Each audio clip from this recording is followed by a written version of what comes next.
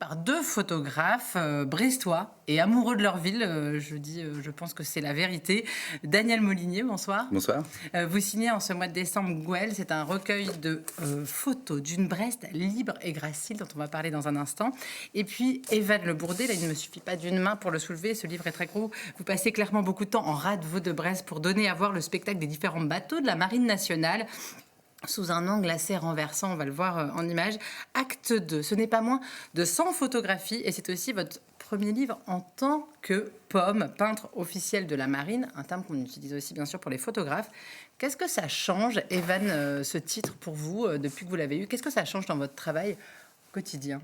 Ça change que le travail va être vu sous un autre angle, va conquérir, on va dire, des publics un peu plus larges.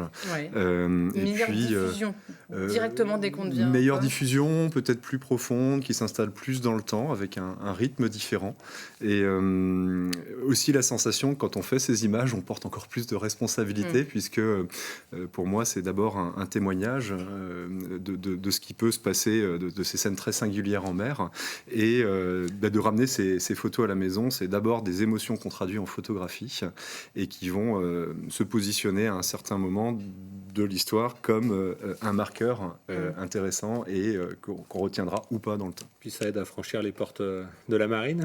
Il y avait déjà pas mal de portes qui s'ouvraient. Oui, alors en effet, les commandants d'unité appelaient souvent pour proposer leur sujet, leur bateau souvent, puisqu'ils avaient repéré le travail sur les réseaux ou autres, ou dans des livres.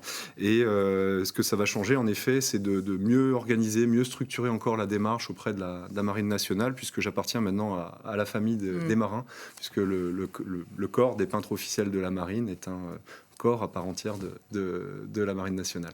Alors c'est un grand format, je disais. Est-ce que c'est aussi pour mieux faire ressortir le gigantisme de ces bateaux? C'est ce qu'on ressent un petit peu quand on feuillette le livre, qu'ils soient des vieux gréments, des frégates à la pointe de la technologie. Il y a toujours ces images vraiment un peu du contrebas, puisque vous êtes au ras de l'eau pour les prendre.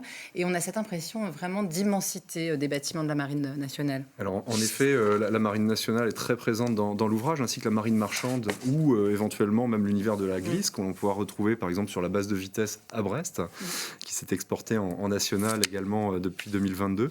Et ce gigantisme, ça sera jamais assez grand. Donc on se retrouve dans une expo, par exemple comme Titan des mers, qu'on a promu avec Naval Group, sur des formats de 6-7 mètres par 2 mètres 50, 3 mètres de haut, mais c'est finalement jamais assez grand. Donc comment on utilise des astuces au travers d'un livre qui est finalement pas plus grand que celui-là, pour donner à voir le gigantisme et sa propre vision des émotions et des impressions qu'on peut ressentir au pied de ces géants. Par exemple, du côté de l'entretien naval, on retrouve des bateaux en fond de forme de radoub à Brest, la forme numéro 3, qui est l'une des plus grands, si ce n'est la plus grande en Europe, qui accueillait à l'époque des pétroliers comme l'Amoco Cadiz. Et on retrouve en fait le rapport d'échelle avec l'humain, qui va être une jauge, une toise ou un rapport d'échelle très intéressant. Qui rend les hommes tout petits à côté des bateaux. C'est laquelle votre plus belle rencontre, votre plus forte sensation parmi tous ces bateaux dans Acte 2 de Carène? Alors, il y a bien cette rencontre, il y en a eu tellement, et puis à chaque fois, c'est de l'émotion en barre, donc j'ai un petit peu de mal à répondre à cette question. S'il fallait en choisir qu'un seul, ce serait un bateau très particulier qui est un brise-glace, qui peut contenir du gaz et qui venait se faire entretenir. Voilà, donc il a une fonction très singulière, qui était très exotique dans sa provenance et dans sa forme.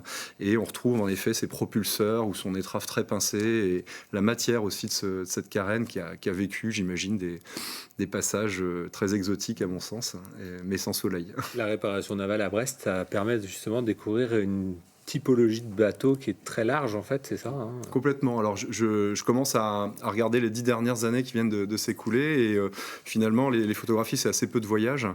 C'est d'abord essayer de comprendre ce qui vient à soi et de cueillir dans son propre jardin, la rade de Brest, la mer d'Iroise, les bateaux qui peuvent se présenter. Et en effet, Brest est une place intéressante et très diverse de ce point de vue-là.